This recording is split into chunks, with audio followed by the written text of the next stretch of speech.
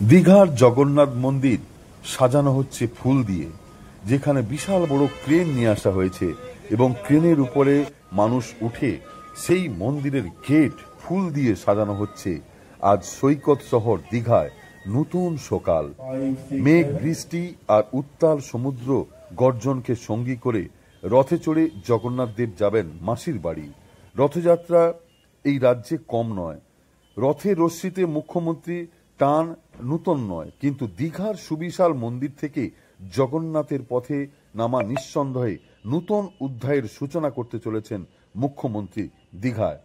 যার স্বপ্ন এই পরিবর্তন, এই মমতা বন্দ্যোপাধ্যায়ের প্রস্তুতি খানিক আপ্লুত, খানিক বিহল। যতক্ষণ না সব ভালোই সুষ্ঠু এবং শেষ হয়, তিনি অপেক্ষারত রয়েছেন মুখ্যমন্ত্রী মমতা বন্দ্যোপাধ্যায়।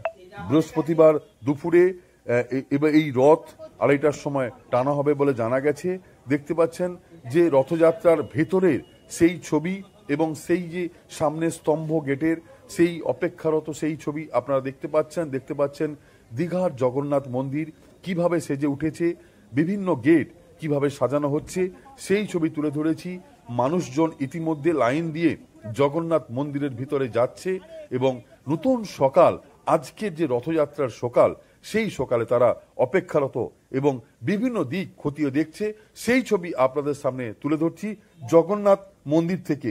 এবং এই জগন্নাথ মন্দিরের যে রশ্মি, সেই রশ্মির টান দিয়ে পুণ্য অর্জন করতে ভক্তরা একের পর এক লাইন দিয়ে যাচ্ছে এবং অদূরের সমুদ্র পাড়ে মাসির বাড়ি, সেই মাসির বাড়িতে রথযাত্রা গিয়ে উঠবে এবং সেখানেও মানুষজন ভিড় করছে। এই প্রথমবার রথের চাকা গড়বে দীঘায় মাসির বাড়ি, সেই মাসির বাড়িতে রথযাত্রা গিয়ে উঠবে এবং সেখানেও এই নতুন রথ যে চলবে এবং পুলিশি মহড়া দেখতে পাচ্ছেন যে পুলিশ কিভাবে মহড়া দিচ্ছে এবং সুরক্ষিত রাখার জন্য চেষ্টা করছে মানুষজনকে।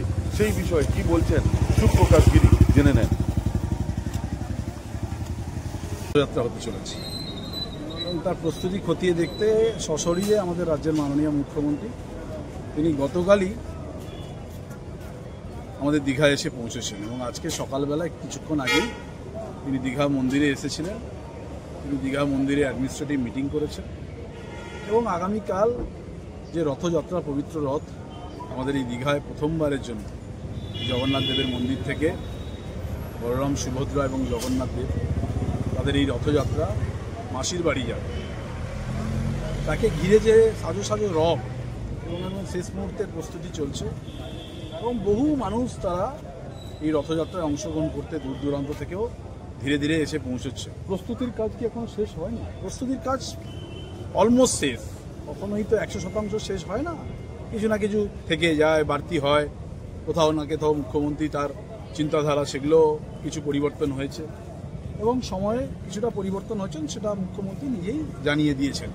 দীঘার জগন্নাথ দেবের মন্দিরের কাছে তিনি প্রেস করেছেন এবং তিনি তার সবিস্তারে জানিয়েছেন এবং আগামীকাল 2:30টা থেকে রথযাত্রা বেরোবে। তার আগে মাননীয় মুখ্যমন্ত্রী তিনি যা সামাজিক কাজকর্ম, যা ধর্মীয় কাজকর্ম আছে সেগুলো সেরেও নেওয়া হবে।